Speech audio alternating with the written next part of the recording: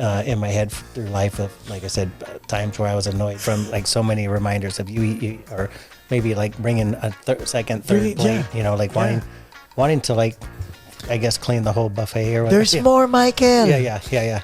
And then also taking food home. Yes. That was the other one that really surprised me, is like you're supposed to take Yes. the food home, and like you're like It shows that you love it. but you know what's funny also, it's like on the other end, it's like I'm like, oh shit, they're here, they're gonna take food home. Like certain people in the like they're gonna, before the party's over, they're gonna take food home, right? I'm like, I remember that used to annoy me, but now it's like, okay, it's culture, right? Welcome to the Paco's Place podcast. This episode is brought to you by Sendwave and ABBA e-Services. And the podcast will begin in 5, 4, 3, 2, 1. Ladies and gentlemen, finally, my good friend, proud to have him here, Mr. Mike Morales. What's up? What's up, Paco? Finally, huh? Yeah, it's been More than a decade. a lot of talk. Yeah. I mean, no, but then again, when we started, it was a different house, and we were 20 pounds lighter, right? Combined? No. Yeah. Each? No, for sure. No. For sure. I'm guessing, yeah, I was probably about that, maybe a little more than 20 pounds Lighter. Yeah, and probably like more hair. than I have now. Yeah. But then again, you're just shaving it. I've always been shaving it, and it's like since I was 19, I've shaved my head by choice, and then at some point I was like, maybe I tried, and I was like, oh shit, like I don't have any hair. Or it most of it disappeared.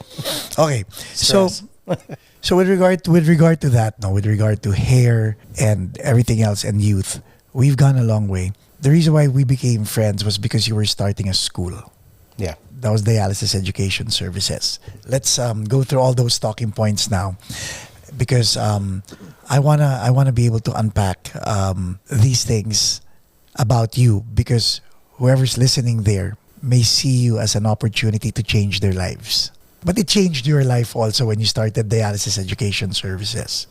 It did, and it's kind of 15 years since we started the business, Dialysis Education Services, and I guess some of the players have changed, but the purpose, the end result, in who we're helping, people who have kidney failure or kidney diseases, and improving the care that they get. Maybe the delivery method, some of the perspective and approach on how we do it has changed, and some of the end result has changed as well. It's not just in the delivery of the care, but maybe even the need for care, in providing more education to just putting out more information, more content in a way that people who are not aware of kidney disease are now aware of it, are thinking of it, are taking steps to find out, about their own health, change their trajectory, things like this. So yeah, a lot has changed, but when we started out, it was, the desire to, like I said, to change or improve the way care was delivered. Right. I was a dialysis technician for most of my young adult life, and I felt like I delivered care in a way that I just connected well with people. They tend to open up to me, trust in me, maybe sometimes more than I deserve. It's kind of like, as a dialysis tech, and this would refer or resonate with a lot of people out there who are dialysis techs. The patients would ask me things, or ask me about things that somebody who had been educated for, they have a master's degree, like in social work or in nutrition. They just gave them advice, and then they go like, hey, what do you think? And I was a dialysis tech. I went through a school that was like 4 months long for that specific specialty. And I thought, like, why do they ask me? When somebody who, like I said, has that much education under the belt just got done telling them they got a license, they've got this education behind them, but they're asking me as the trust. So I wanted, when I started that business, I wanted to touch more than 12 people's life a day, I guess, which was what I was doing as a dialysis tech. I had 4 patients 3 times a day, 3 shifts of that, right? And I felt like teaching or training people was a way to, if I teach you, then you touch 12 people. And if I train somebody else, they touch 12. And, using your methodology or maybe your tenets, right? Yeah. I think that I didn't create anything new. I gave a level of passion, hopefully, that is carrying over to the people that we work with. Maybe paved a bit of a way for dialysis techs to kind of like dream big and go like, okay, I did 4 months of school or 6 months or a year of school, whatever it is, to be this entry-level healthcare professional, right? Morales did the same thing, right? And he opened a business. He's helped other businesses to open. I hope this would be like a legacy for me, is that, he left a mark beyond, just moments, but something that is like added to a workforce, added to like you said, a methodology. If I can coin that one day, I'm not sure if I can, but I think that, since the time we've known each other, it's not been a purposeful branding of that business. Like always, it's we've went through different exercises and different marketing groups and different ads, and actually you helped us with all of our original stuff, and we've kind of evolved like I don't know how many times now, right? But what we've seen is like a very similar essence to the brand, and it kind of goes back to the way that people will deliver care. I think we're doing it now after 15 years with enough people that there's a culture behind it. We're seeing people who started with us turn into nurses, turn into nurse practitioners, turn into physicians, open businesses, write books, things like that. So that it's exciting. Was it exciting or was it scary? Because you were young when you started it. It's both. It's exciting and scary, and maybe that's scary is probably exciting, right? Like that's why you go to amusement park. Right? But when I started that, which was my first business, I had 3 kids. Right. 3 kids at the time. So I guess the exciting part of it is like, maybe originally like, oh, I don't have a boss and I'm going to work for myself. And maybe there's no glass ceiling, right? Like I can go as far as nobody's going to tell me this is it, right? When did you come face to face with realization with regard to everything that you had in your mind, all the perceptions that you had in your mind? There have been times that I've thought over the last 15 years, like I should have stayed an employee, like, okay, you just know. And it's not because of security, to tell you the truth. The reasons I thought that was because, well, when the day's over, the day's over. And like, I don't, you're not responsible for anybody except your family. Pretty much, yeah. I can remember that as a young man, like, end of the day, being able to just, a weekend, just being able to check out and like, I'm going to go do this. And like, even during the week, maybe being able to check out. Right. But as a business owner, it's like, it is 168 a week, 168 hours a week. Like you wake up, you go to bed. At least I do. Right. I think that, there's a happy and healthy way to go about being a business owner, but the realization of like you get what you put in was pretty quick to me. Now, that's not going to be everybody's experience as a business owner, right? Because there are people out there who make one post and they make more money than probably ever make, right? But let's debunk that, because that one post, before that person ever reached that kind of status, imagine the dues paying that they had to do prior to getting to that plateau, if we could call it a plateau. What's your take? Yeah, I don't know. And I think there's certain level of dues, and like, I recently started a podcast also. We're going to talk about that. Yeah, Musings with Morales. Thinking about dues, like, we've created a small community together, right? Mm-hmm. And we have topics that they're right in line with what we're talking about the school there. Yeah. But it we're now 4 months into it. Yeah. And we've stayed consistent with weekly Yep. contributions, right? And our community is not 2 million, right? Not yet. Well, and I hope one day we'll be there. I actually think we will. Yes. Amen.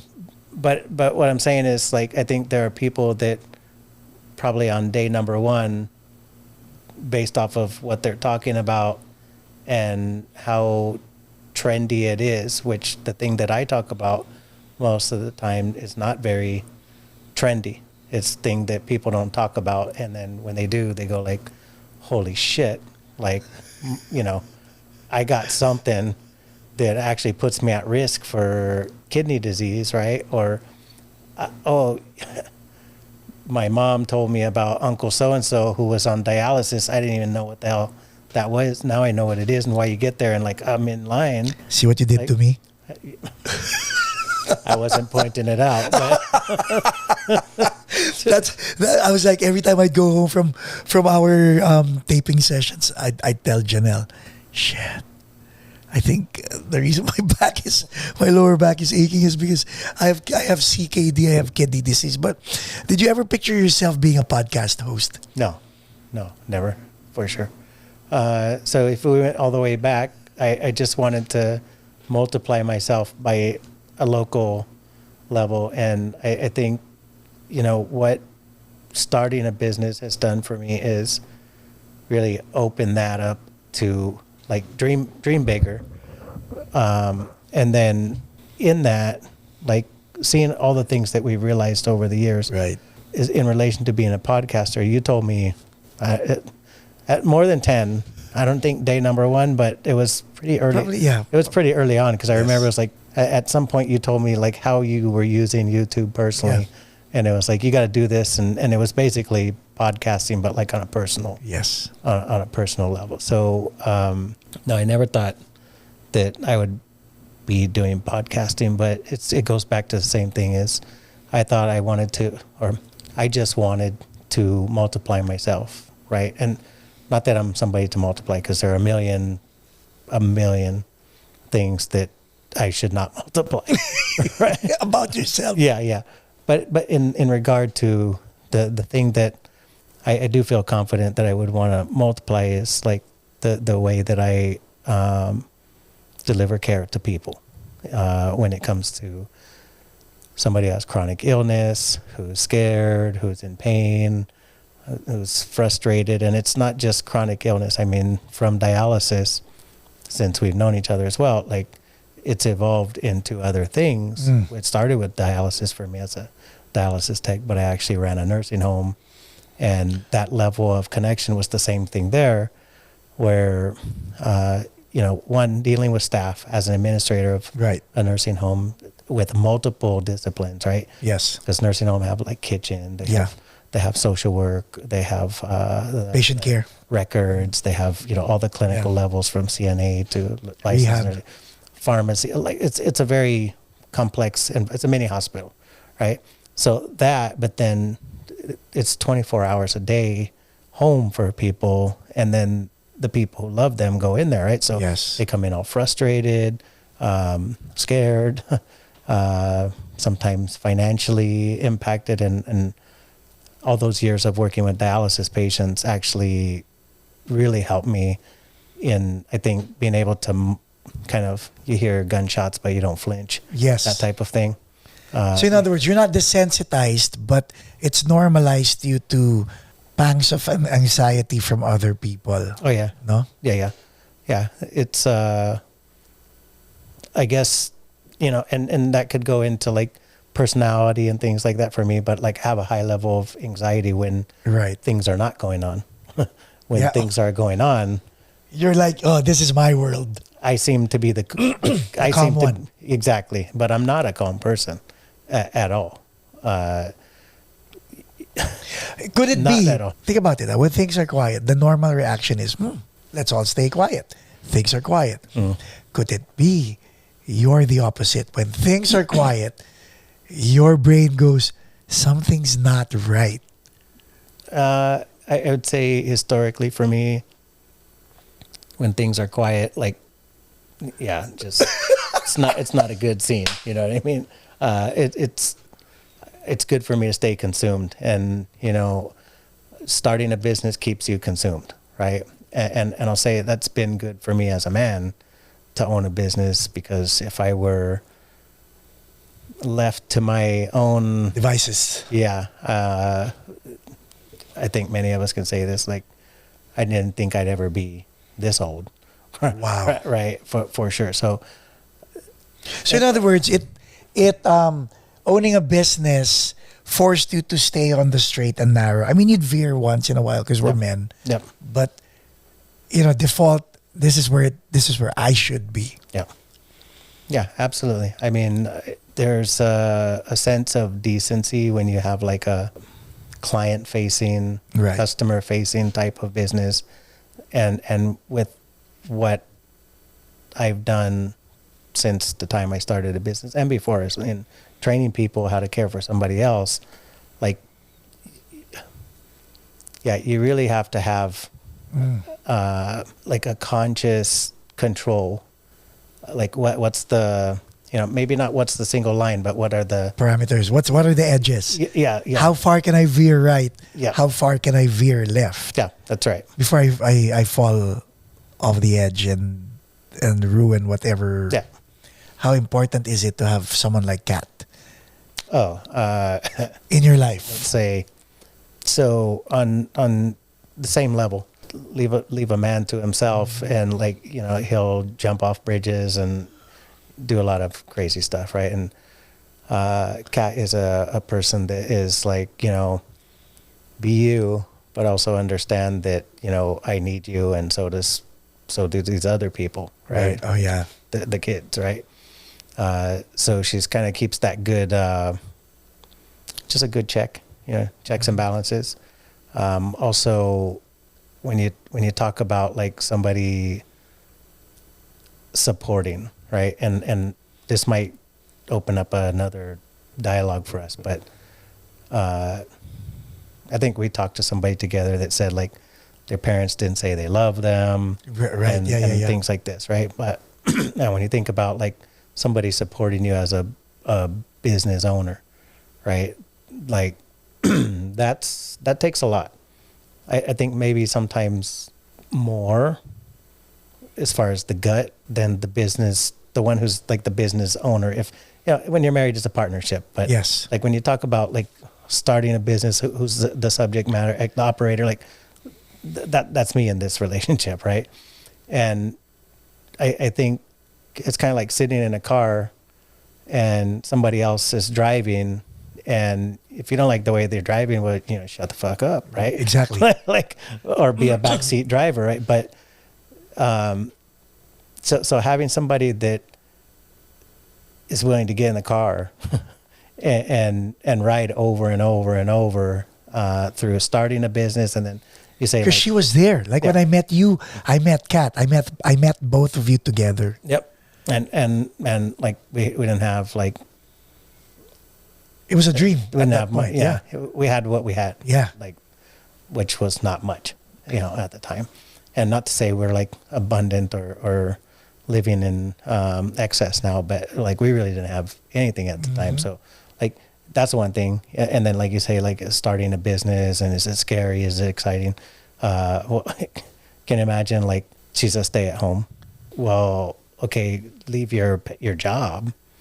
And you're going to start a business, and then I think that's a lot of trust. Like I said, so it's kind of like, maybe it's more for the other person who's supporting the one who's like in the trenches with the business, or maybe it's a deeper trench when they're not able to really, they're not in control of the car, but they're in the They're car. in it with you. Yeah.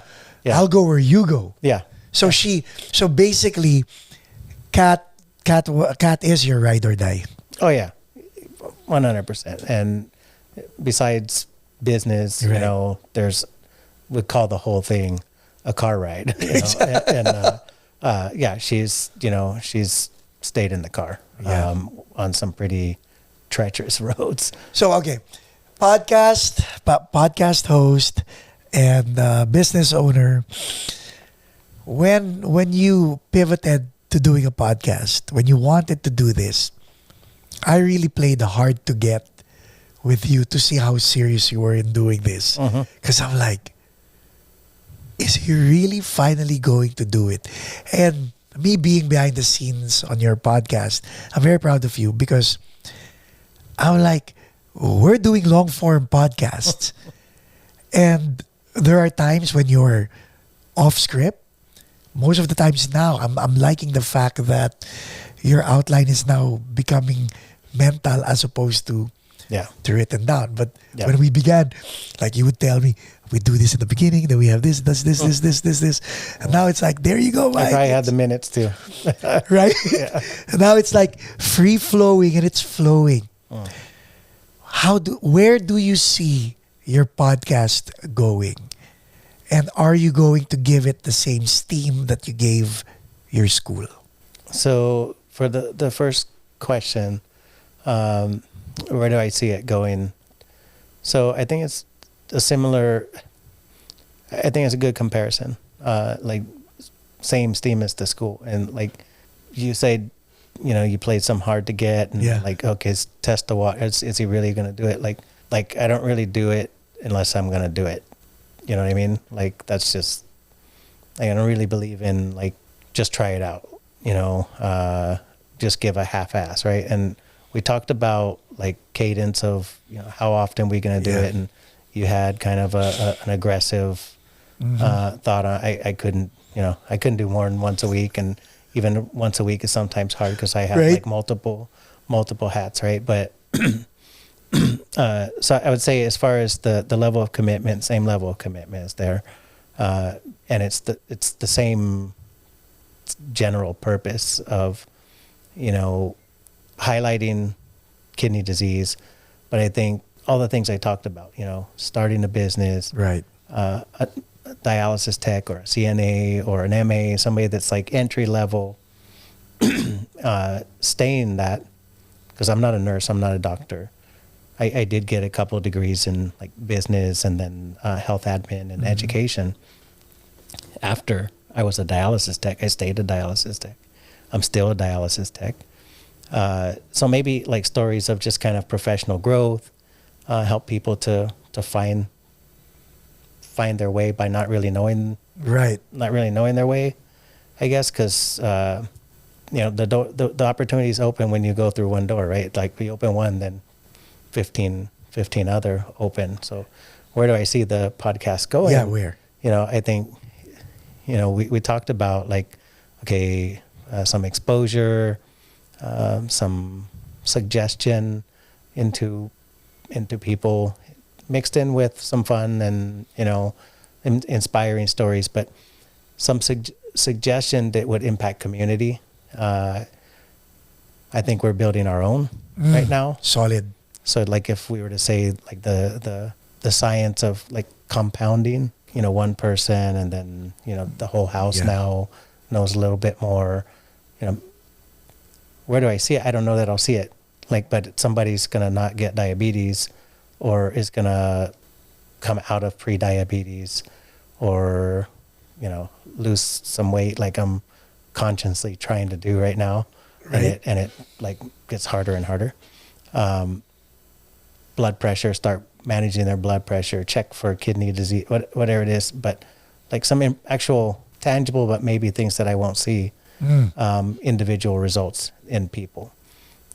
With that, I think, and I'm seeing it already, that there's enough of a community development that we will take on different sort of partners through the podcast of groups that have similar interests. It's like people in healthcare, it's med device, it's entrepreneurs of like new startups. So since I started the school, I've also got into a couple other businesses as well. Some that have, failed miserably, some that have had to dissolve, and others that, have yet to be. But you know what? That wasn't the plan. No, it wasn't. Remember when we were doing pre-production of Musings? We're gonna separate it. We're gonna create a different entity. Yeah. And then as we're moving along, the reason why I'm so fascinated is because there's that covalent bonding going without even trying. It's like, oh my God, we're niching into the same space. Yeah. Yeah. I mean, I think it's a noble space, and It is. it's a space that doesn't lock into like, and maybe, maybe any cause doesn't really lock in as long as if you think about any like chronic illness or any sort of like, we're not a non-for-profit, but think about non-for-profit causes, right? Different sorts of cancers and different sorts of mental illness and disabilities and things like this, right? It's part of life. So it's okay to talk about these things in other conversations. And we should. It doesn't have to be like, well, hey, let's sit down and talk about kidney disease, right? Like we can talk about a lot of things. We can have meals. You can tell me, hey, Mike, like you got to drop some weight, get back to when we met, right? You can, it's okay. Right. And one of our friends, Dominique, actually said like, when you see things, like you should say things, right? Like when you see people on a certain trajectory, like we should be able to talk about that. Right. And it's like, maybe it's at the golf course, like, some of our other friends. Because that's our moral obligation as friends. Yeah. Or else, what kind of friends are we if we're going to let them fall off the deep end? Yeah, it's like you got a booger. Yeah. Like, come on. Or spinach on your... Yeah, tell me, man. Like, tell me what's up, right? Yes. So I think, we're really looking to develop that community where, like you said, it's okay. It's the friendly thing to do. Yeah. To talk about the things that we don't want to talk about, and chronic kidney disease is one of them. But if we say, from a health perspective, you can then go into like, diet and diabetes and diet and hypertension and just diet as a whole, because obesity is also a factor. We can go into talking about longevity and being a centurion and all these sort of things, because chronic illness kills us, right? How about this? Is it possible that the reason why, and I'm going to say this, as aggressive as you are when it comes to business, you're a very, very results driven person when it comes to business. But could it be when it comes to your health, because you are exposed to the healthcare community, you have the mentality of, I'll do it later. Well, I mean, all the things that we talk about in the Musings podcast, as far as like stereotypes that are not just stereotypes, but they're actually cultural norms. If you wanted to say like, oh, don't stereotype a man, right? Well, probably you're going to get me right if you do, about like, hey, how you doing? I'm good. Yeah. If some of my colleagues see this, so like, my dad had colorectal cancer, right, when he was 50. And they somehow decided that like there's some sort of gene affiliation. And it's like, I hate talking about this, but the colonoscopy, right? Yeah. I had to do that when I was 40. I'm 46. 2 years past it now. I'm overdue, right?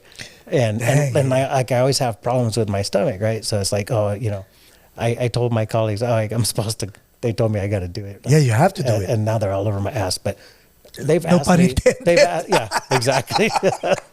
I guess that's what, or pun intended. Or pun intended. But they're like, I think they kind of gave up on asking me. But like, hey, did you make your appointment? Did you make your appointment? Did you make?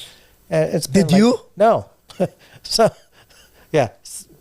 I told them something else the other day too, and they're like, "Oh, well, make an appointment." That's another one for you to not make an appointment. Well, why? Is it me? Okay, I'm 52. I put it off for 2 years also. Now I'm due. I finally placed it in the books, so it's there. But then again, for me, it's fear. Yeah. For you, what is it? I mean, I wouldn't say that I'm like. I don't think I'm avoidant of the doctor. Like if I were to look back at my records, I've got mostly annual, at least screenings, things like this.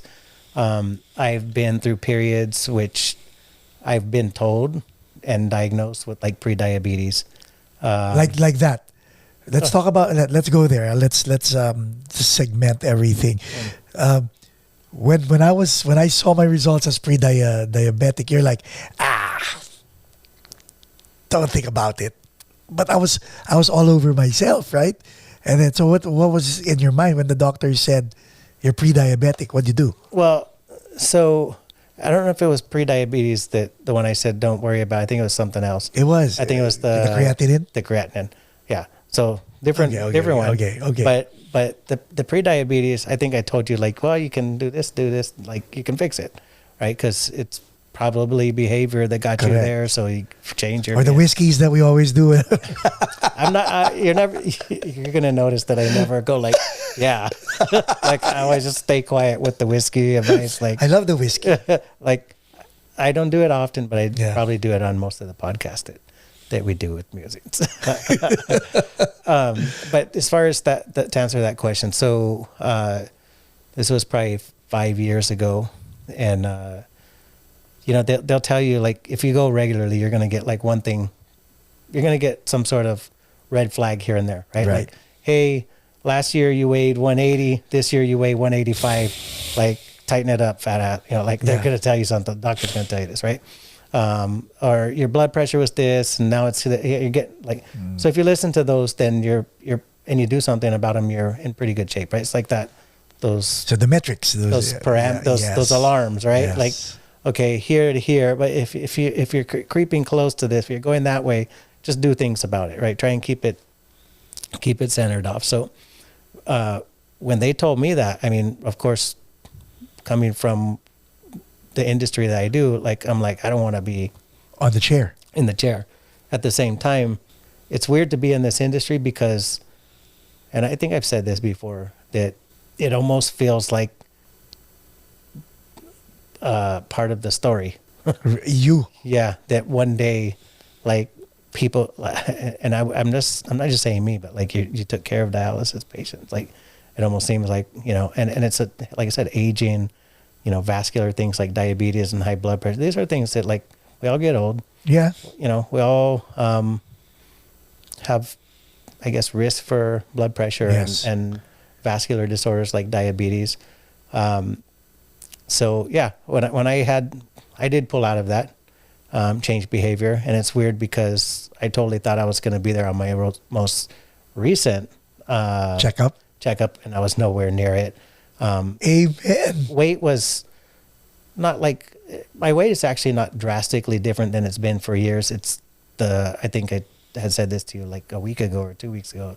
It's just the way that it's sitting, like activity. Yes. You know what I mean? Activity, like no shoulders anymore. Chest is different, like all of that. So like we need to go back to the gym, you and me. Yeah. Well, there's dangers in that too, right? I know. All male gym. There's dangers. Oh, gotcha. Cut it out. So, true. But yeah, with pre-diabetes, I think, that's why you should be seeing a doctor. So, when you're getting there, and then at least it's not like, well, nobody told you your cholesterol's high. I had a stroke. I didn't know, like if you're going to a doctor, like typically if you're seeing a doctor annually, like I said, you're going to see some sort of red flag somewhere that do this. You don't do it, then it's just like if you don't, fill your tire up with. So do doctors actually guide you, tell you, or? I think they do normally. Or are they also desensitized seeing so many patients, like they don't empathize with you with regard to your concern, because your concern is nothing compared to what they're dealing with. You know what I mean? I think that's a good question. So most of the because you speak with doctors a lot. Yeah, and if you go, like if you have, what's your insurance? What sort of health plan are you in? You can't pay for better care, but you can pay for what you just talked about, like my concerns and my time and things like you can get more of that. And it's like what's really going into that is just time that probably we should be putting in ourselves, right? Like if you have enough time to, like, doc should, it's moved 2 points. Like, well, shit, like just, stay on top of your diet, stay on top of your exercise, watch that's great. If more people were doing that, then we wouldn't be where we're at. The doctors are concerned when you've passed those, Like markers. exaggerated markers. Yeah, because then it's like you're going to spike from, most of them are in sort of, like I said, a payer system Yeah. or a health plan where if you end up in the hospital, the expense is going to go way, way up on you, right? Or we're going to be, Oh my God! So they don't really care about you. They care about paying too much for what you did. I don't want to say that. I don't want to say that. but I think that, it's safe to say that performance metrics Yes. are a massive part of what physicians will be thinking about. I don't want to say they don't care about you, because I don't think that people get in healthcare that don't care about Right. people. I don't. Are there bad players or bad actors in healthcare? 100%. But I don't think people sought out to become a nurse or a doctor just to, coat their pockets with Correct. with money, right? And then to take advantage of the people that they're supposed to be caring for. I really believe that there's a more humane purpose behind why they did that. But again, performance metrics, it's like how they're paid. When you think about healthcare, it is a business. If I don't make money off of the business, then I can't give more care to more people. Profit should, in ways, equate to more care and providing more access to care. If I'm bleeding as a business owner, right, I'm not going to offer more classes in dialysis, right? If I'm bleeding as a nursing home or a dialysis provider, then I'm going to have to shut my doors and people can't get the care they need. Correct. So I think it's important that, we do think about healthcare as a business and understand that the business has to have to make some money. So when we think of healthcare as a business, is it safe to say that we have to see it as a service-oriented business or a product-oriented business, or both, in your opinion? Like okay, dialysis patients. We remember we had this conversation. Musings with Morales, the Musings podcast, is like the gun that you point at your foot. Because what we're doing, what you're spearheading for Musings, is prevention. Mm-hmm. Let's educate our community so that they don't fall into the trap of diabetes type 2, eventually go into dialysis, which, by the way, is what the school needs to train dialysis techs, right? Mm-hmm. You see where I'm going with this? Like, Yeah, you're doing a podcast, so you're catching them from the prevention and you're catching them from the cure side. Yeah. Put the mic closer, cause Yeah. So I mean, we're not cannibalizing ourselves, or we're not cutting away business, if you will. There's more than 37 million people that have chronic kidney disease in the United States. A big chunk of them don't know that they have anything wrong with them, period. Like, they don't know they have type 2 diabetes. They don't know they have hypertension, right? They're going to progressively get to a stage of kidney failure where they will need dialysis, if they're lucky.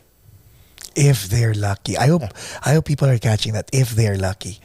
Especially in other countries where you have to pay it out of pocket. Yeah, well, I mean, yeah, we're privileged in the United States when it comes to, if your kidneys fail, what's going to happen? Yeah. You actually have some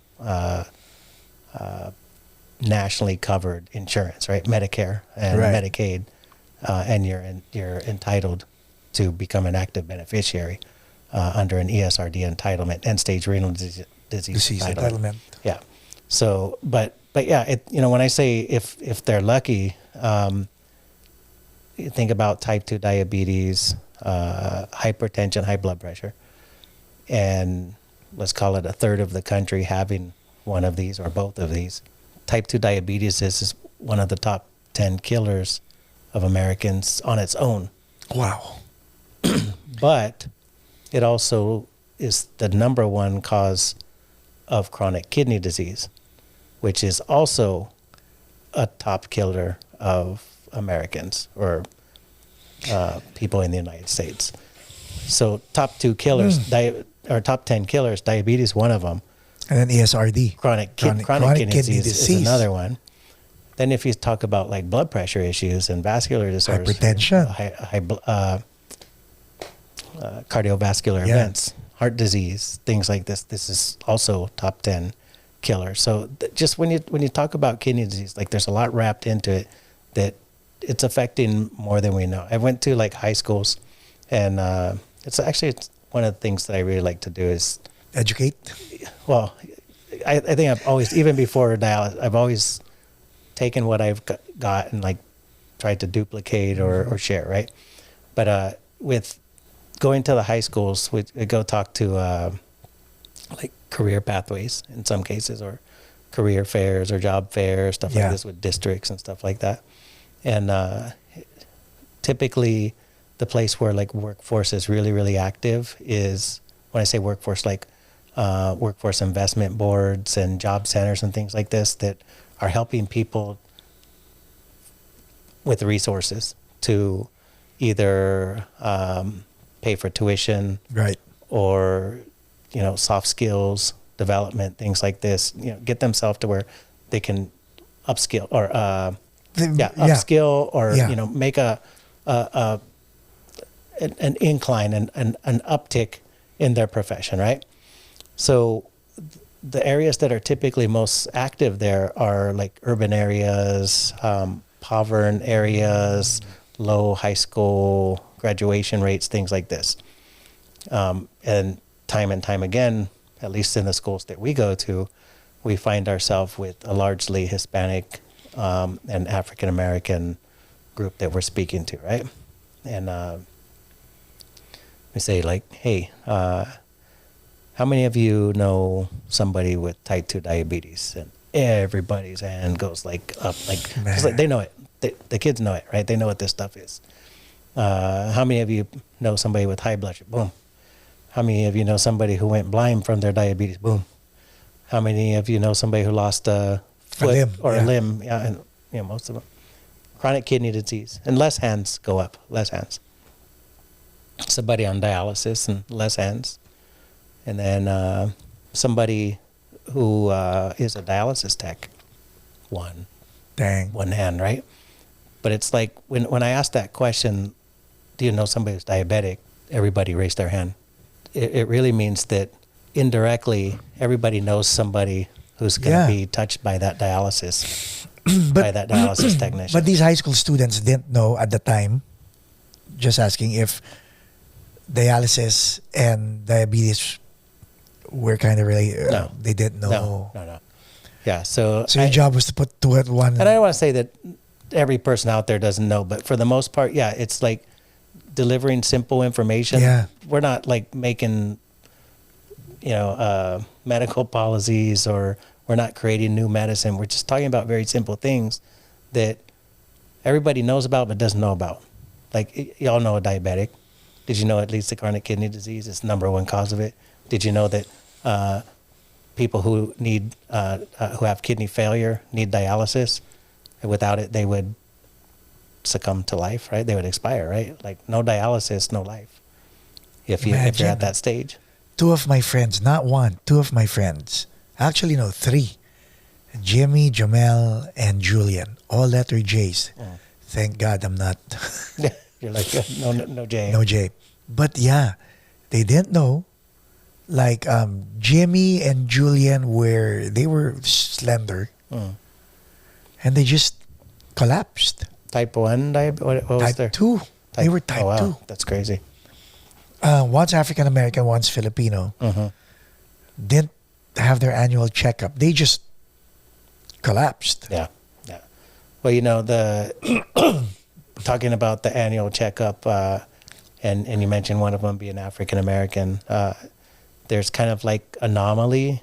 It's like a quagmire, right? Like, why is there such a high incidence of high blood pressure among African Americans? And it's like, depending on the age of a male and female, they kind of show like malignant hypertension at different ages. Wow. But it's kind of standard almost in the United States that there's high blood pressure in the African American community, and then again, that's one of the top 2 causes of kidney disease. Yeah.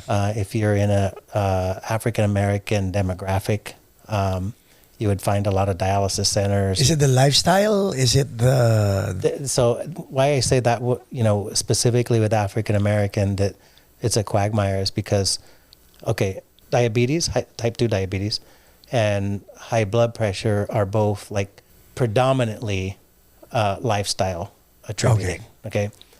But with African American, there is like an anomaly to where, like, even with children, like babies, having malignant hypertension. Wow. So there's a lot of research kind of going into, like, what is it? Is it a genetic thing, something in the DNA? Is it environmental? What exactly is going on there? So I don't want to say that it's 100% preventable in that case, because I don't know enough about like that full etiology with the African American demographic specifically. But when you talk about type 2 diabetes and hypertension, like how do you get it? Like, most of us get it because we stop exercising, right, stop being active. What sort of intake we have as far as processed and carbs and sugars, and the quantities that we try and talk about these things on Musings in a way that, again, just part of life. Like, we all like to eat. I like to have whiskey, right? So you like your patis and your rice. Yeah, and so like when you talk about quantities, right?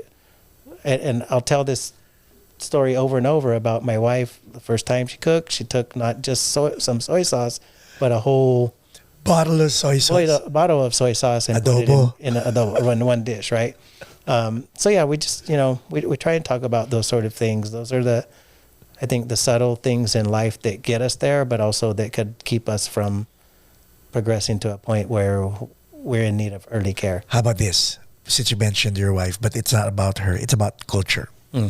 Hispanic culture, Filipino culture. We can't say no to food. Yeah. Could it be partly that? Imagine going to a house and you smell the kitchen. Yeah. You know you're going to have to eat, right? Yeah. You cannot say no. Yeah. Well, I think, food, and you can't eat little because they'll see it as an insult. Yeah. I mean, food is, for many cultures, food is family, right? Yeah. Food is the social time. Food is the bonding time. Food is love. Food is the love language, and it's one of the things, like, as I get older, like, I don't know if we can get to this age without regret, but like, I just find myself regretting so many things in life, even like turning down meals with certain people, right? Like, hey, oh man, she's so fucking annoying. Like, you eat, I can remember these voices echoing in my head from my whole life of different people, right, that would just, again, at the time I'm like, oh my God, so annoying.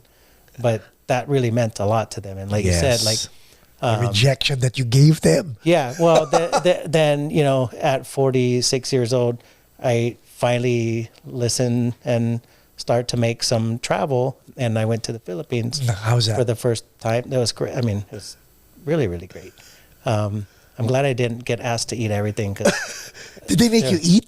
Yeah, I ate a lot of stuff, but I didn't we didn't do it, nothing too crazy. Or I should say nothing too adventurous. I shouldn't say crazy.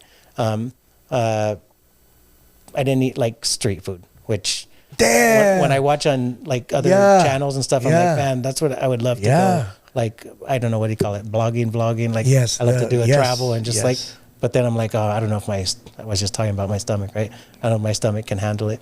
But like, I learned through the culture, and actually some of my employees that are based in Philippines. But after I went, I was like, hey, I need to understand the culture more. And they gave me a whole presentation, right? And one of the things was like, there was a whole slide on like how it's rude to decline food.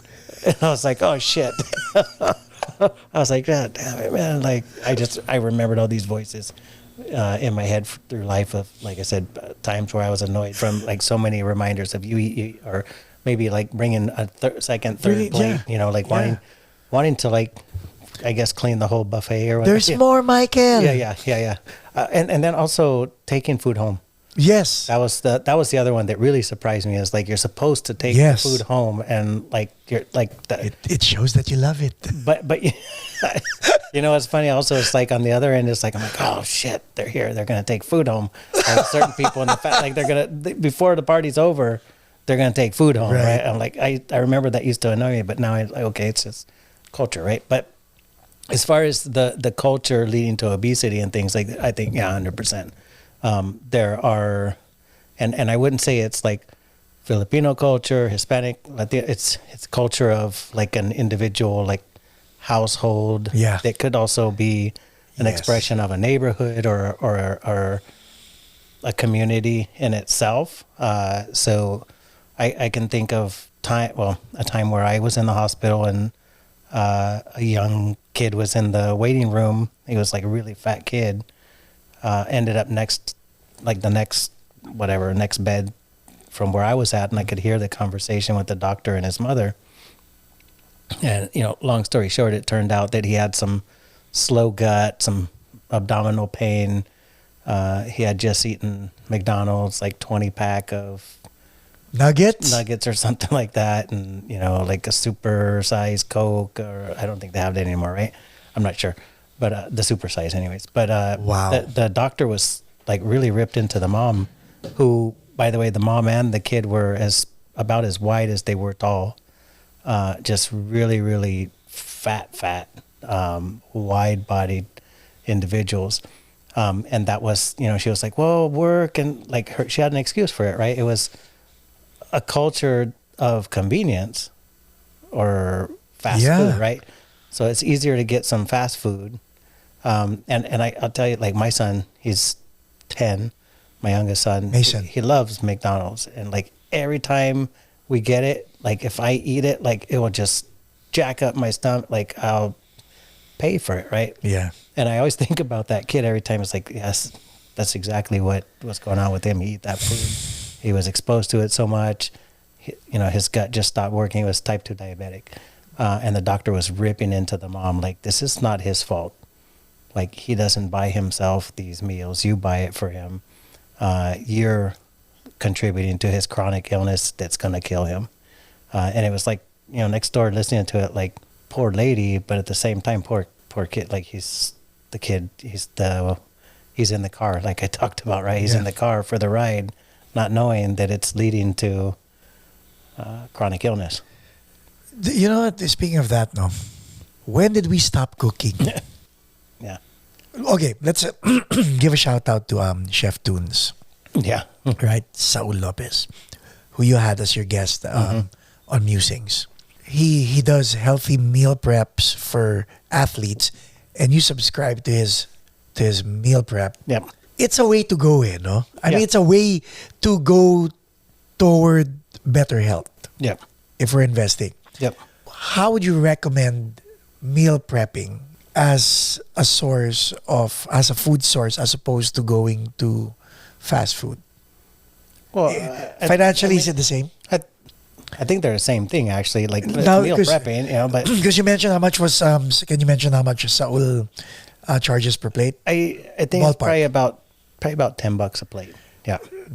McDonald's number 5, which is chicken nuggets, fries, and Coke, 12 Yeah. So $12.50. So yeah. pretty So I much. think it's cheaper, like with most meal prep that you can find on the internet, you know, or any of the socials.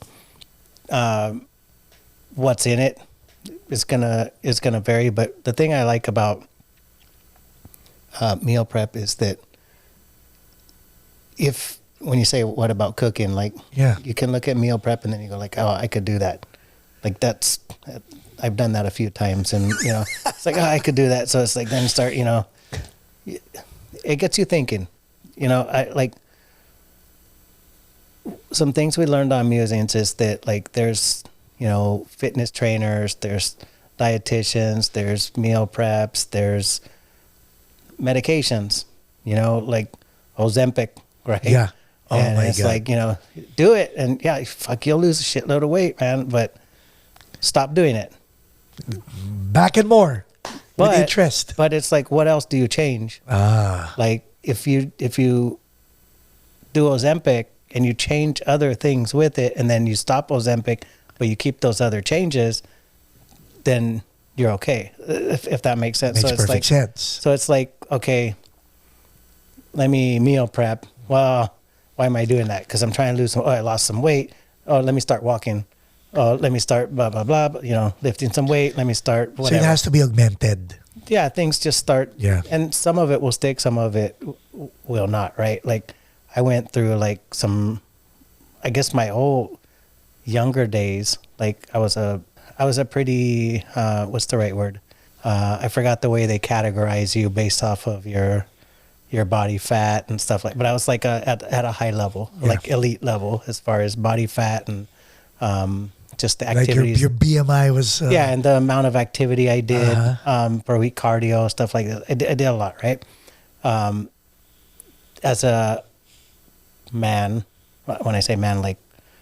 Not that 20s is not man, but when I say like, you know, in my 30s and late 30s, at 40, I was probably in the best shape of my entire life. You were jacked. Yeah, I was like, yeah. But that was like, I did a lot of things to do that. Okay.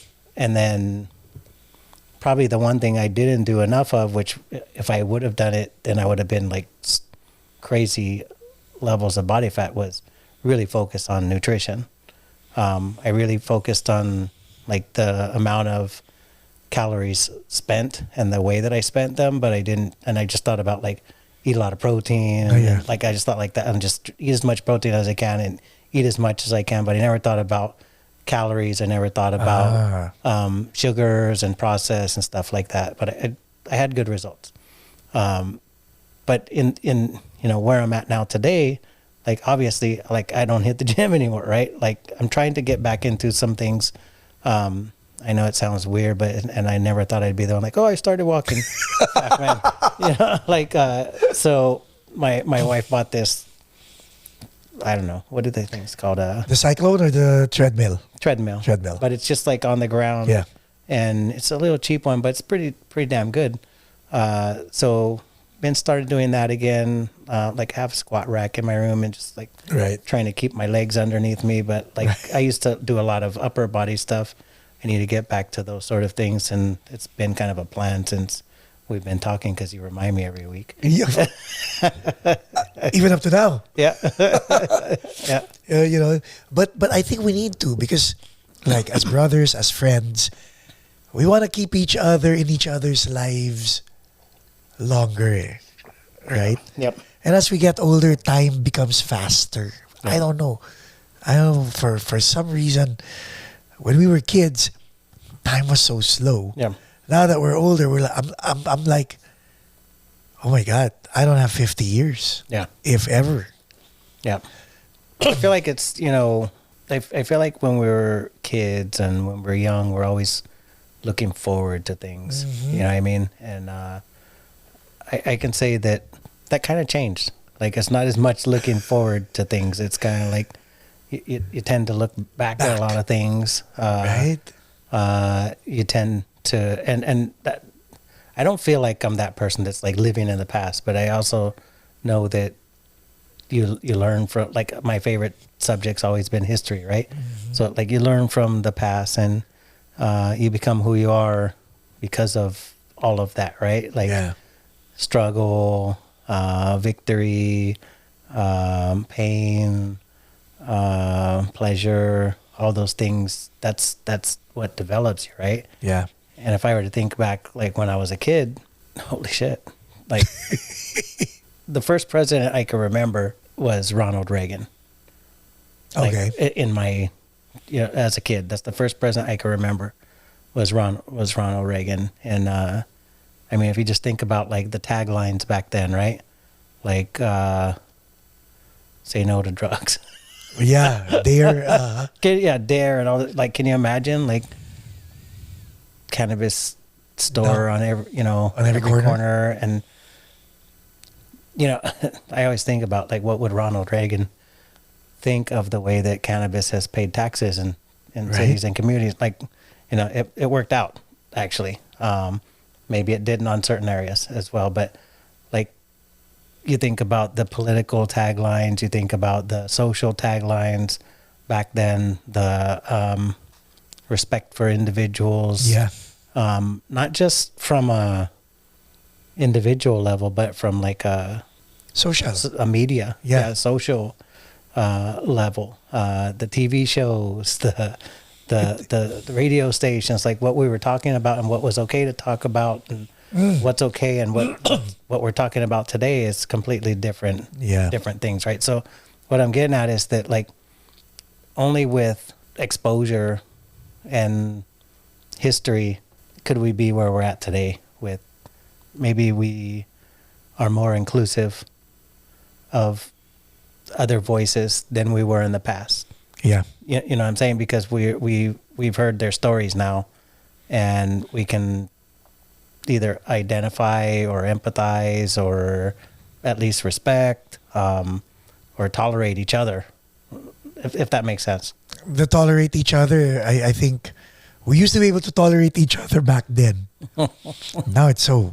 Well, you're right. I mean, I guess you're right. In certain areas, right, it's become less toxic. Like where we can't even be in the same country anymore, right?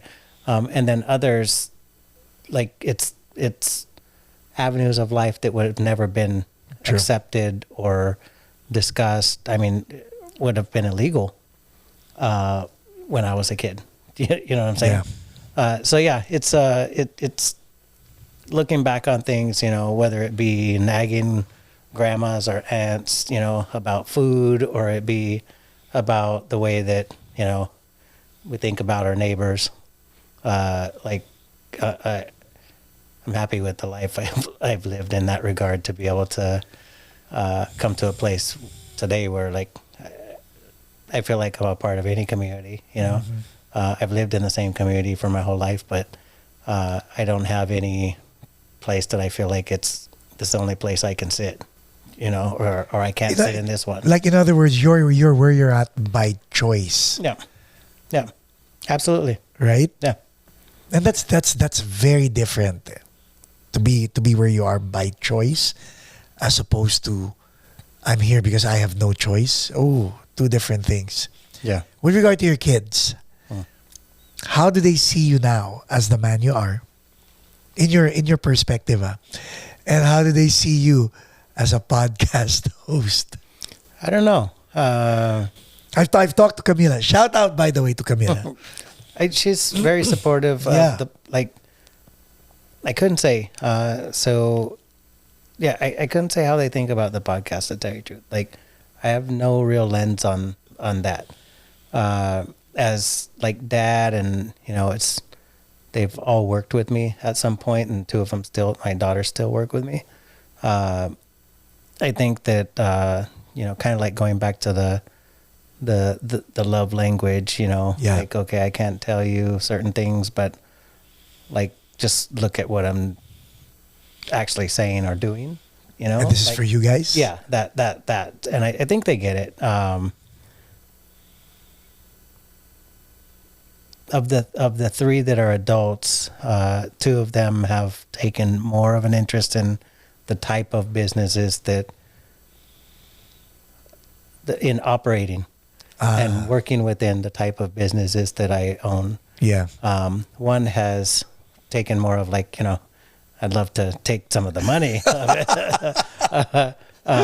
But he's got his own, like my son, he's really got a great pathway himself, a business mind. He does stuff with like koi ponds and koi ponds. Didn't your uncle used to do that? That's right.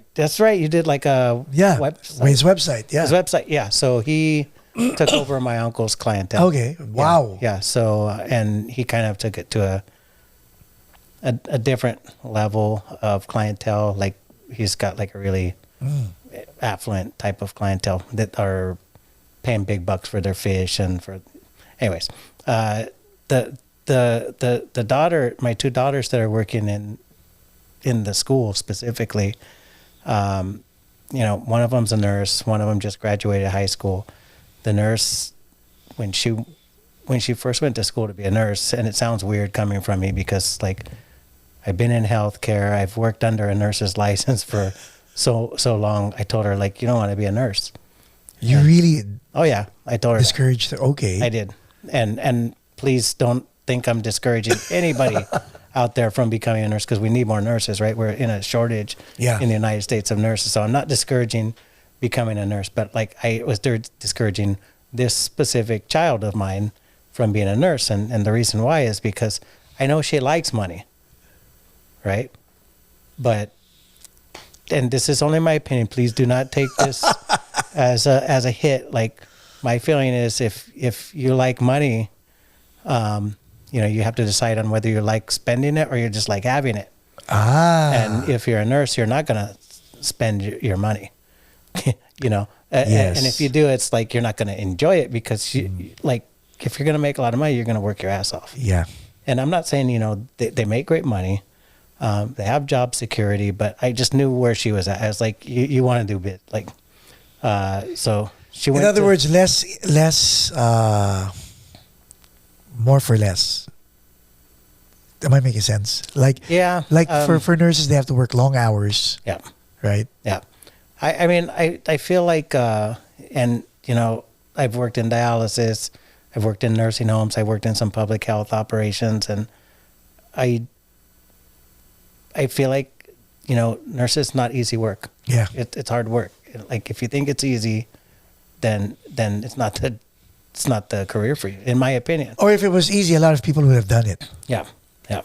I mean, yeah, I just think that, you know, it's not the TikTok, Instagram glamour job that it's made out to be with what we like, kind of what we see today. Yes. Like, I'm going to go on a tangent here, but Go. like it almost it just irks me to see like the healthcare profession like Being exploited. humorized, glamorized, and then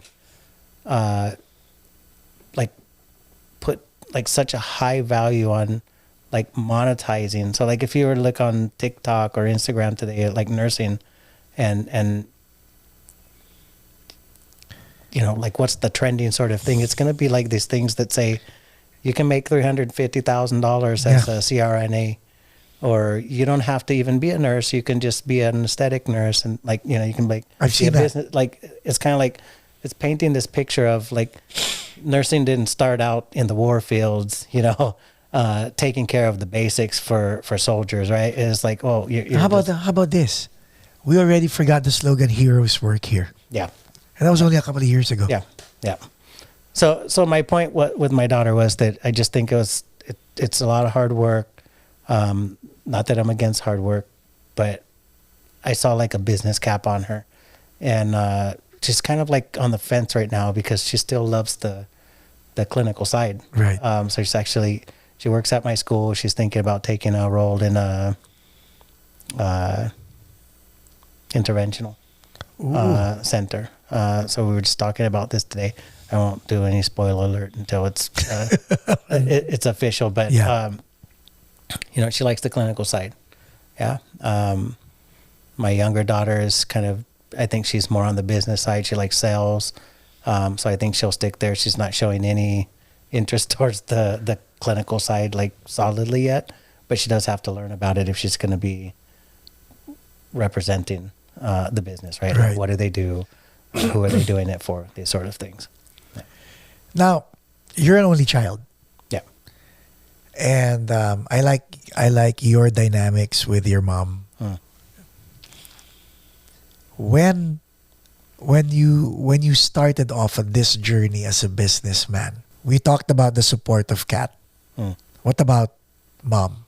So the business I started, Because she was with the she was company. with a different school. Yeah. So I started a dialysis training program in 2009, but I started working for another one in 2000, which was actually her sister's, my aunt's business.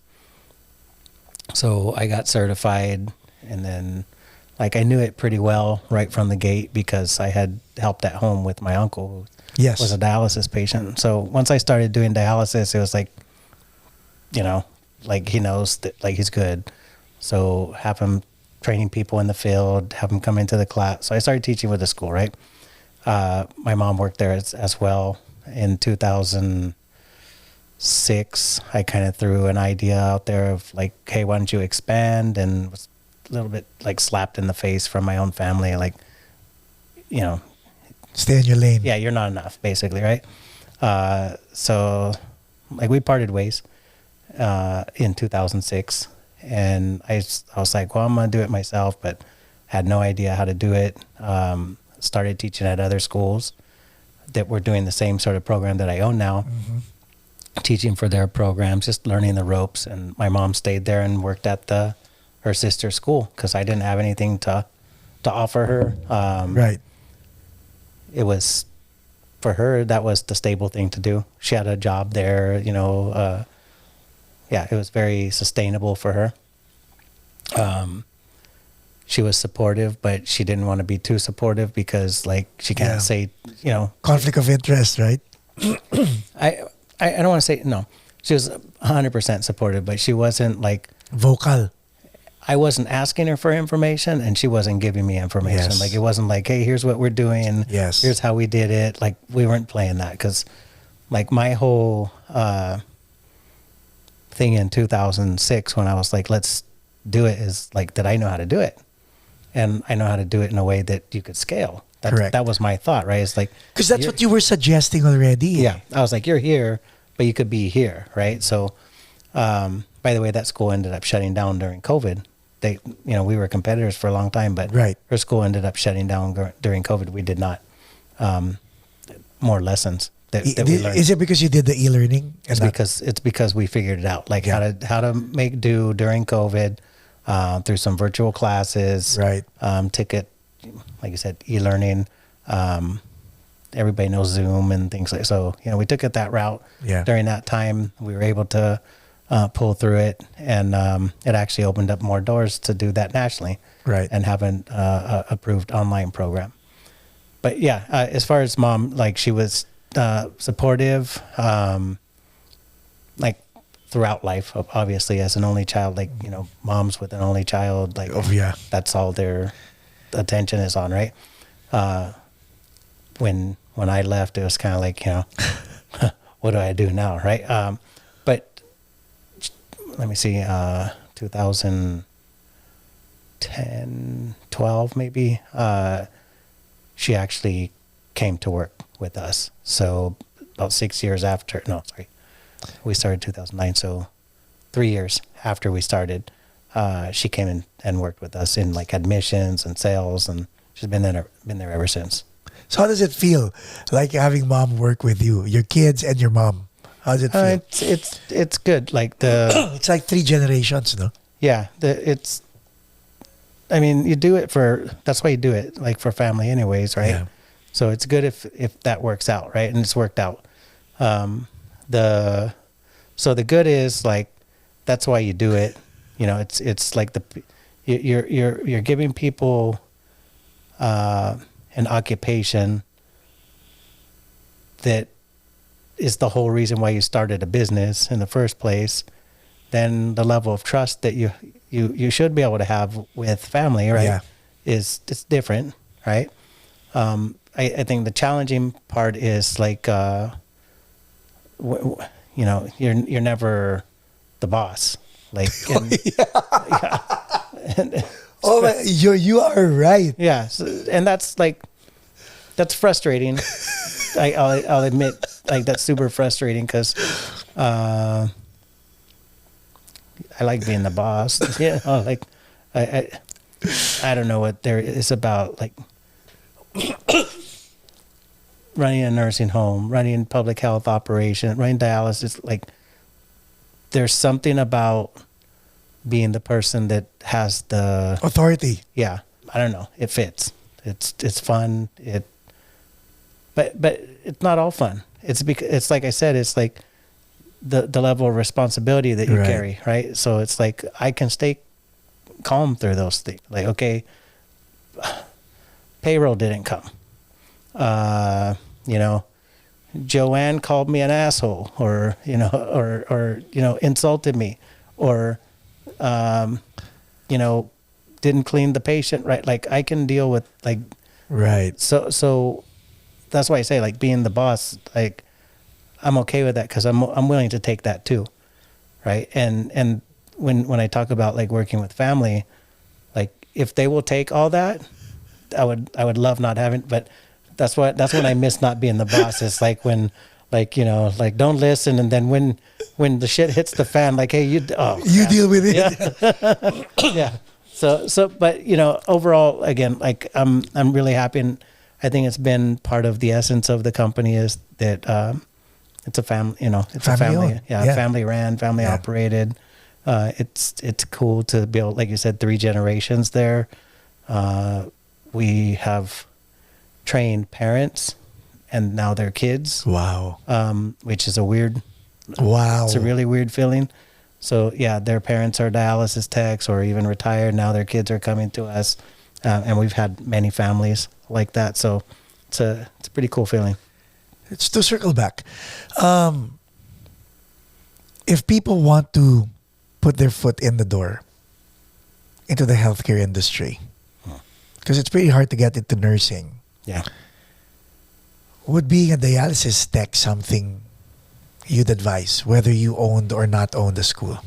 Yeah. So they want to be in healthcare. I'll go back to what I said earlier. Is they want to help, like, People, There's like this purpose, right? And if I can't really go, like, I can't really think of, like, okay, what's a group of people that just they need help, and I'm not, like, pinpointing anybody. I'm just kind of like, what is a non-discriminatory issue in health, right? That I can just help people. It's not like people that look like me, or that think like me, or that vote like me, but just Help people. all people, right? Like, because that's what you're gonna find in a dialysis center, right? It's like It doesn't discriminate. different yeah. sizes and colors and tones of voices, and, like I said, different jersey. You know, it's going to go all over the place, right? So this is a place where you find that. Like, I remember one video we did years ago, Paco. I think JJ did the voiceover, Yeah. and there was, like, this flash of people and babies and old and young and all ethnicities, right? And it's like, said something like, could ESRD happen to you, or something Yes, like that, I right? It's remember like, that. well, yeah, it can. So if you're looking for something that's, like, just, you want to help people, and it doesn't matter what people, like, all people, this is it, right? Then you say, okay, healthcare, like, what do I want to do in healthcare? I want to be a doctor. Are you sure? Like, are you sure? Did you want to be a doctor? Okay, maybe you want to be a doctor, but do you know what kind? Right? So maybe you want to be a nurse, but do you know what kind? Maybe you want to be a social worker, but do you know what setting that you want to work in, right? So then you go, like, okay, again, where's a place where I can just get exposure to a bunch of different people with a bunch of different needs? And it's like, people in dialysis center, they have so many different needs. Besides the need for dialysis, they need chronic disease management, like their Right. diabetes and their hypertension, right? They're taking medications for that stuff. They're getting blood draws. So you're seeing phlebotomy. They're seeing a social worker getting psychology, psychiatry, medications, you know, things like Correct. this. They're seeing a nutritionist and managing different sort of aspects of their disease processes. They're seeing specialists like a podiatrist, like a cardiologist. They're coming from a nursing home being transported and being transported back, right?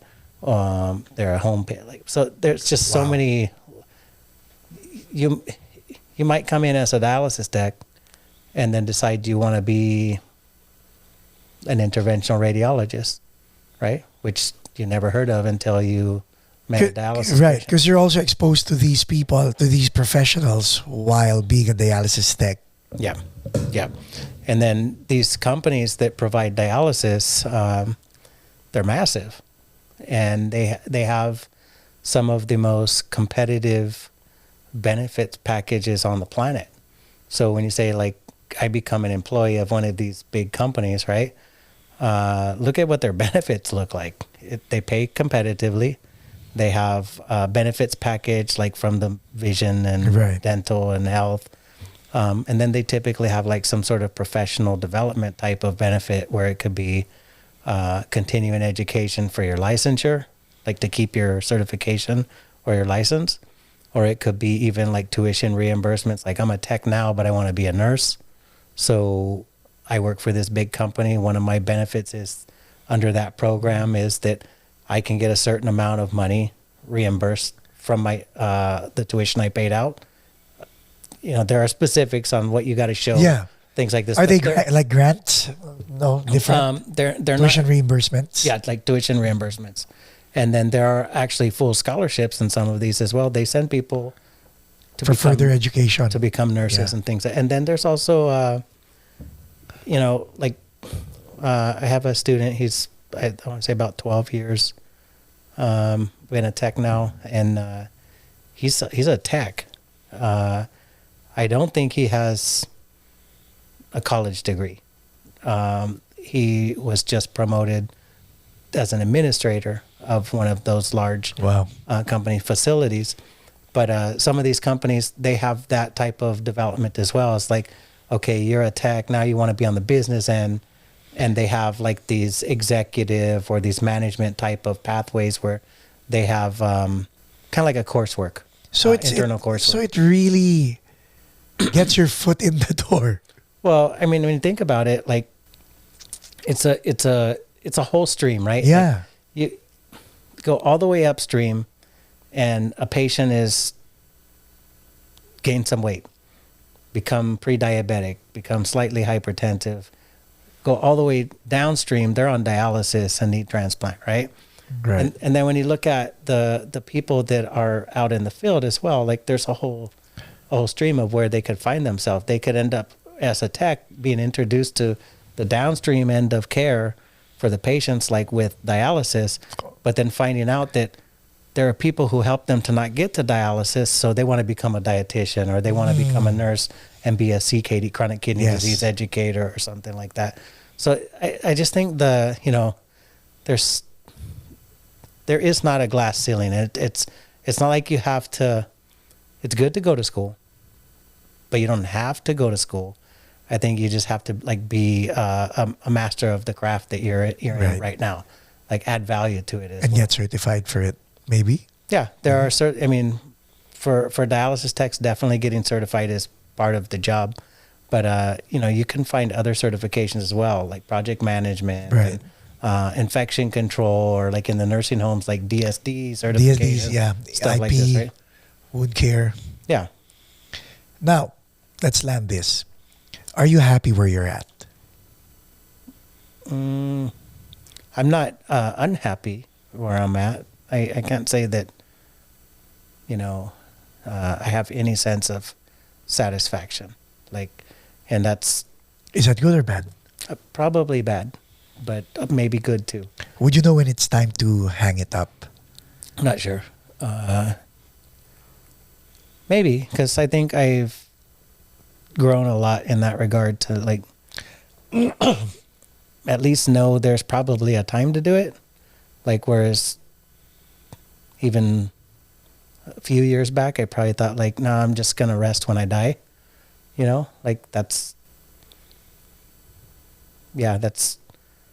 That's been my mentality for a long time, is like, don't need to sleep. Don't need to, like, there's a time for that, which is when you die. Right. But like taking the trip to the Philippines for me was a big, like, Eye opener. Yeah. Big, cause I've never, maybe I still haven't taken a real vacation cause that was business related, but, so maybe I've never taken just a vacation. But in the last year, I went to Cancun with my wife and daughter and our kids, and kind of like, was on my computer and stuff, but like still had fun. That was a week. It was too long. Then went to the Philippines and did that for a week. And that was partial business and mostly business and a little bit of family time. And then like a lot of drinking. But I found myself like, oh, I want to go back, or I want to go somewhere. I'll go to Amsterdam end of this month, Right. with a colleague of mine, and starting to think about like, yeah, stuff like that. Like I want to enjoy. So I don't know if I'll know when it's time to kind of hang up the gloves. I don't know. I guess what I would hope is that I really hope this is that I could secure the network and the means to provide my kids with opportunities that I could be like a guidance to them. Not that I would control it, but that it would be enough of a, one, I can inject financially, right? And then two, that I could guide towards right business developments. I think, I'm 46 there, my oldest daughter's 27. Just, that's a faster car. You know what I mean? Yeah. Like their ability is so far beyond what my ability is, right? It's just about, I think, the ethic that took some time to develop, and maybe also came from early age as well. But that's in them too. Like they've seen that. True. My kids have watched that, right? They've seen the work ethic. They've seen the hard nights, going through graduate studies after after work, after hours, After obligations. yeah, like I mean, literally, like I didn't start school until like 9 p.m. For my I did online graduate degree, and majority of my studies, I should say, were online, and I would start like 9 p.m. and 2 a.m. Wow. Doing work, And then go to work. and then go to work. And like I said, over the years, it's been owning business. I've taken some jobs, and running a nursing home is one of them, which shouldn't even be called a job. It should be called like a life, because you literally live in the nursing home. And you were right? on call. Well, You were basically there. yeah, you're not on call. It's just, that's your spot. Like you're the CEO, like you're the one who families are going to call, Then in 2020, I was called to a COVID operation in Orange County, which was really a large operation, testing 20,000 people a day in the first wave of the pandemic. And I remember, like, maybe my position has changed a little bit today, but I remember at that time thinking like this thing is just killing so many people, and what am I going to do? Like, sit here online and talk to people, or go like help out, right? So when did that, and it was like the nursing home. It was like 7 days a week. Wow. And for sure more than 12 hours every day. Worked with a really great group of people that were high performers, like all of them. But we had a command center that was like high performers, entrepreneurs, business owners from Orange County area, kind of an elite group of mainly UCI graduates that were our command center staff. And then out in the line, we had like entry-level people, like Disneyland workers, and we had bottle service, just strippers. Everybody. People who were not working came and did COVID testing. And like I said, it was another one of those things that just, it was consuming. So, the question you asked about musings and podcasting, like, I think we've passed the point of like, am I going to get burnt out on it? Am I going to, is it going to be something that sticks? It's something that's going to stick. I'm going to put everything into it. Running a nursing home, I put everything into it. I think that's when I figured out I I was actually bald. And then with the COVID operation, it was like, I know I'm bald.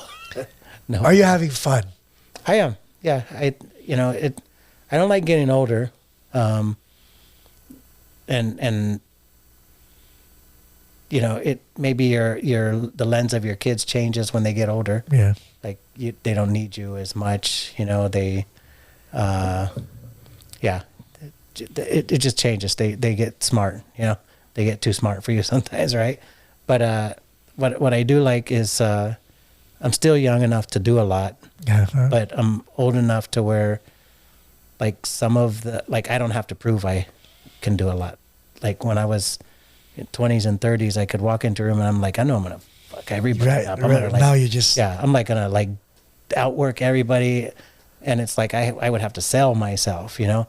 Now it's a little bit less like sell myself, and I get the opportunities that I've always wanted. I get kind of the credibility after being in the industry for so many years, and kind of like just staying consistent, like with you say with the podcast, right? So like what I'd say, like to techs and just who cares, just people who are trying to like move, right? Like there is a lot to be said about consistency. Like martial arts, you're a white belt, and then you get it dirty and you're a black belt. You only get it dirty, right? But it's true. Yeah, you only get it dirty by wearing it over and Yes. over. And that's not really the way they do it, but that's then kind again, of like the thought of it, right? You suck at cooking the first time you do it, and then you do it more, and all of a sudden now you're the. My wife wasn't a great cook when she's a great cook now, but she wasn't a great cook when we met with that whole bottle of soy sauce. As a tech, like I think it's this thing that techs, CNAs, MAs, quite often they're like, well, I'm just a fill in the blank, right? I'm just a entry level, and well, then the nurses can't function without the CNAs in the nursing home, right? That's true. Like today, the nurses quite often don't know how to do genital hygiene, don't know how to change a bed, things like, right? Quite often they can't do that level of care. They really depend on the CNA. Right. In dialysis, quite often the nurses can't set up a machine. It's the dialysis tech. The dialysis tech does, right? So it's like you have a very special skill, even though it might be called entry, there's a very special skill that the whole machine can't work without. And I think that there's really an opportunity to monetize that skill if you stay consistent, right? Okay, I know this person's going to come in and do this job. Take away that trivial nature of like, I don't know if Paco's going to be able to do the job, right? Like I know this guy's been for the last 20 years. Or that's 10, what he's been doing. 10 years, right? There's great opportunities there, right? Then when it comes time to teach people, like you look at people like that. When it comes time to manage people, you look at people who have that consistency, right? We met with a person on Musings a couple of weeks ago. She's in the financial services, and like I've watched so many people enter the financial services industry, and I think the same thing about that too. It's like you go in and you go all hot and heavy. If you burn out, then you're out, right? But if you just stay consistent, like I've seen so many of those people become rich, and they're not necessarily the one who like kicked ass in the beginning. They're the one who showed up even though they weren't selling stuff. Yes, showed up every week, and then now everybody around them just knows that that's what they do. Yep, and it plugs right in. I'm sure there's things that you've been doing for a long time that people just know that you do it, right? You just keep writing songs. You just keep. They're not all hits. Right. But they know that's the guy who writes the songs. Yeah. He consistently puts out, I don't know, is that content? Is that called content? Yep. Yeah. And even what we're doing with Musings, right? You'd say, oh, it's Wednesday. Oh, it's Tuesday. And kudos to you, because when I'm going through my social media and I'm seeing our content, your content, and I know I did not have any finger on the button and it's there. It's a nice feeling, huh? Yeah. Especially when it gets shared. Yeah. Right? Yep. So this new thing that you're doing, the whole social media thing, you're actually doing social media management, also hosting a podcast. How has that shaped your mindset moving forward? Because this is a new tool in your tool bag. Well, I mean, I think about it as a. So I think there's like a line, right, or maybe kind of a place that it can get a little muddy because I'm like everybody else. Where if I see some like somebody liked it, like I probably have that whatever they're, I forgot what the chemical they're saying that you Dopamine. yeah. So that Like, yes. I'm craving that. I'm an addict, right? So I'm like everybody else there, but so the thing that excites me about this and that like I think you said about results driven, like I like dashboards, I like analytics, I like growth, I like quality improvement type of things, right? Like, okay, this is where we're at, this we want to do better. And I think that's really something that's easy besides the dopamine, but to be able to look and like, okay, we have more in our community. They're spending more time on this, looking at this sort of content. This is what the content is. It's like shit that can help them. I'm like, okay, that makes me feel really, really good when I see that people are watching something about, you're talking about life speeding up, at 40, that you don't start saying that, well, I'm 40, so I can't do this and I can't do that. And I remember like Egan, right? Yeah. So Egan Inouye. And it's like, well, that has nothing to do with dialysis. But if you're at 40 and you stop doing shit, then all of a sudden you're 45 and you're 60. Yeah. And you're doing dialysis. Yeah, you're 60 internally, So that's what's exciting me. That's what I like about this new thing is like the thought that going back 25 years even, like, okay, hey, John, I'm going to show you how to be a tech. I'm going to train one person. I got an audience of one, right? And then go back 15 years and it's like opening the school and, okay, we have now an audience of 15, 20, whatever it was in the class, right? And we've got now a small community with Musings and about a couple hundred that are like subscribers, right? Okay, we got a classroom of 200. And then when I look at that community, whether it's by design or by affinity, like it is people that are delivering care or getting the care that, like people that, for the most part, I would say a big chunk of them. And, I had a guy message me like 2 days ago. He was one of my first students. He was actually a guy I was in elementary school with. And we ended up in construction early on together. Then when we opened the school, he ended up in the program.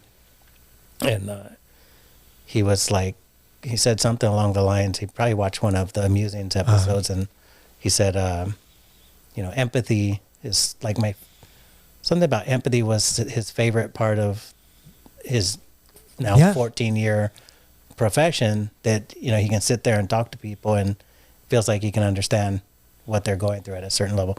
By the way, the guy is he was a pre-diabetic.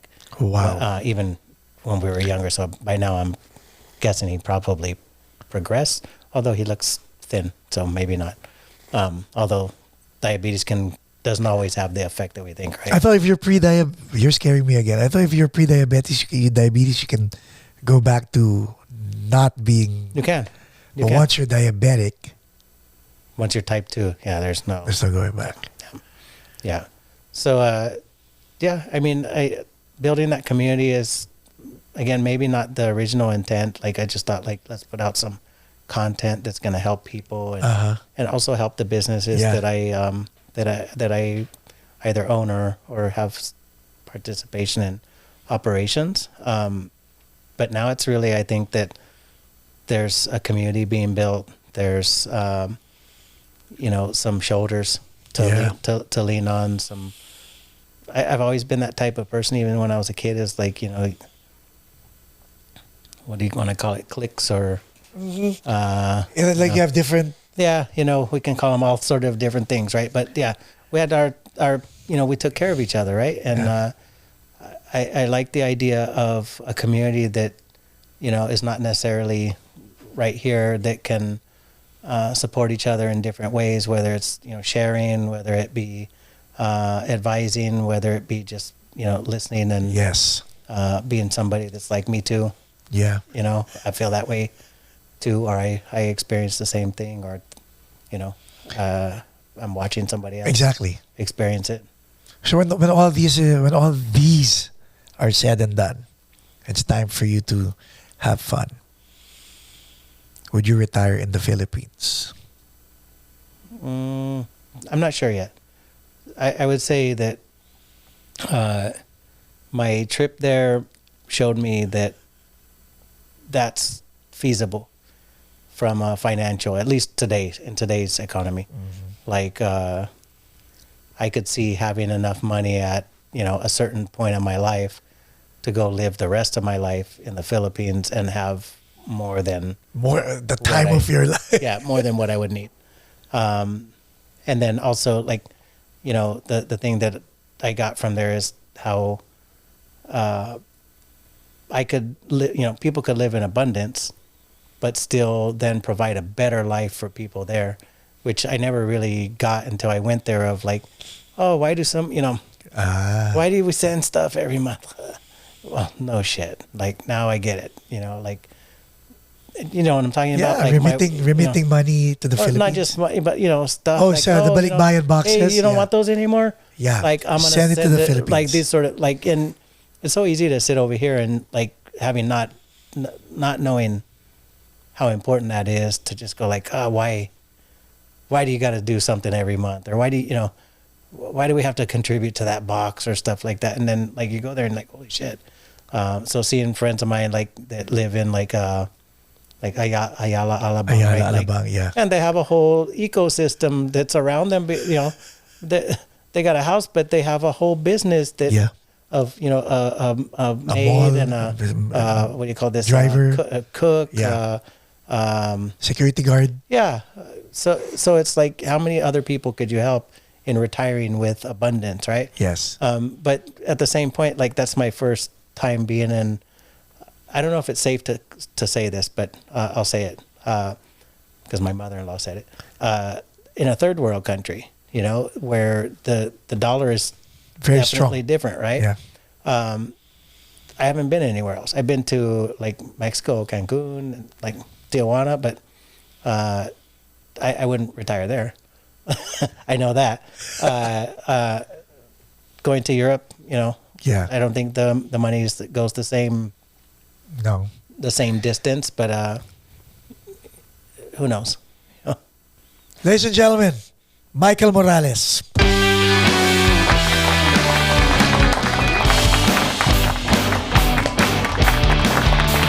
We'll post the link in the description so that you can visit Musings with Morales.